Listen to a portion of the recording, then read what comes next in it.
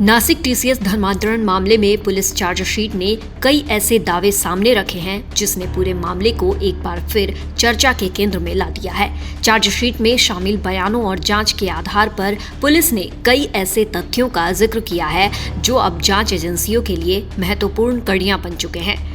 इस मामले में मुख्य आरोपी निदा खान के कथित कबूलनामे से लेकर मोबाइल फॉरेंसिक रिपोर्ट और ऑफिस परिसर के भीतर हुई कथित गतिविधियों तक कई सवाल खड़े हो रहे हैं। मामले की मुख्य आरोपी निदा खान ने पुलिस के सामने अपना जुर्म कबूल कर लिया है। निदा ने माना है कि वही पीड़िता को अपने घर ले जाकर नमाज पढ़ना सिखाती थी। क्या है अजमेर कनेक्शन? पीड़िता को क्यों भेजा जा रहा था मौलवी के पास? चार्जशीट के मुताबिक पीड़िता ने अपने बयान में दावा किया है कि आरोपी तौसीफ अत्तार ने उसकी निजी परिस्थितियों का जिक्र करते हुए उसे अजमेर जाने की सलाह दी थी।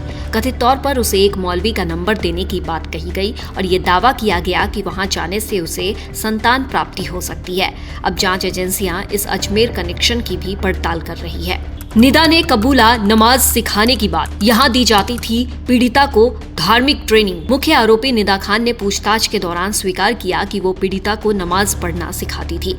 रिपोर्ट के मुताबिक वो जांच टीम को अपने घर भी लेकर गई और उस स्थान की पहचान करवाई जहां कथित तौर पर पीड़िता को धार्मिक गतिविधियों से जुड़ी ट्रेनिंग दी जाती थी।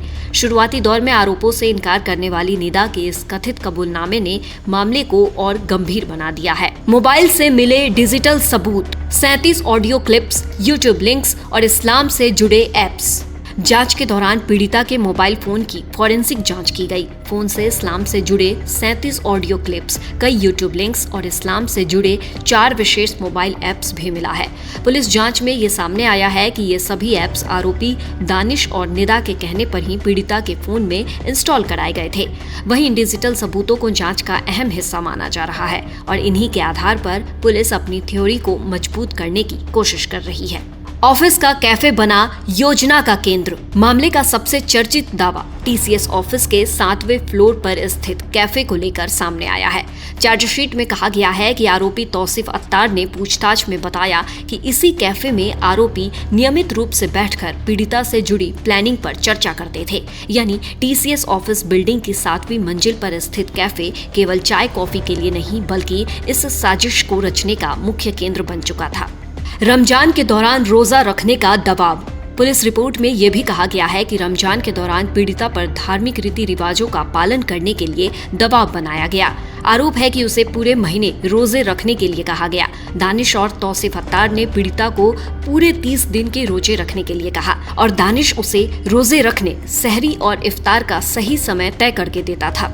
106 गवाह और एसआईटी की जांच। इस मामले की गंभीरता का अंदाजा इसी बात से लगाया जा सकता है कि पुलिस की चार्जशीट में 106 गवाहों के बयान शामिल किए गए हैं। इनमें शिकायतकर्ता, उसके परिवार के सदस्य, टीसीएस कर्मचारी, प्रबंधन, पॉश कमेटी के मेंबर्स और जांच अधिकारी शामिल हैं। कई महिला कर्मचारियों की शिकायतों के बाद महाराष्ट्र सरकार ने इस मामले की जांच के लिए विशेष जांच दल यानी एसआईटी का गठन किया था। वहीं टीसीएस ने पहले ही स्पष्ट किया था कि कंपनी किसी भी प्रकार के उत्पीड़न या जबरदस्ती के प्रति जीरो टॉलरेंस नीति अपनाती है और मामले में नाम सामने आने वाले कर्मचारियों को निलंबित किया जा चुका है। बाकी देश और दुनिया की तमाम छोटी बड़ी खबरें आप पढ़ सकते हैं जर्नलिस्ट इंडिया की वेबसाइट पर। तो लॉगिन करिए www.journalistindia.com and .in। इसके अलावा यूट्यूब, फेसबुक, इंस्टाग्राम और एक्स पर भी जर्नलिस्ट इंडिया को फॉलो करें।